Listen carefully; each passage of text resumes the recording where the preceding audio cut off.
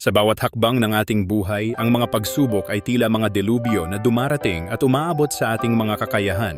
Ngunit sa likod ng bawat hamon, naroon ang pagkakataong makilala ang ating tunay na sarili. Isipin mo ang mahihirap na pagkakataong iyong inilarawan. Ang mga pagkakataon kung saan naisip mong hindi mo na kaya. Bawat luha at pagod ay lumalabas na ang mga ito ay bahagi ng isang mas malaking kwento na naghihintay na tuklasin. Habang patuloy mong hinaharap ang mga pagsubok na ito, natututo kang lumakas at bumangon. Ang bawat tagumpay, maliit man o malaki, nagsisilbing patunay na ang tibok ng iyong puso at ang iyong determinasyon ay hindi kailanman matitinag. Kaya kapag nahaharap ka sa mga pagsubok, isipin mong ito ay bahagi ng proseso ng iyong paglago. Sa sandaling tumapak ka sa ibang antas, matututuhan mong mahalin ang bawat aspeto ng mga hamon. Hindi mo na kailangang matakot sa mga biglaang pagbabago, kundi dapat mo itong yakapin.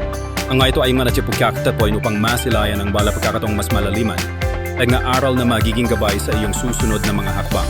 Tandaan, walang pagsubok na di mo kayang lagpasan.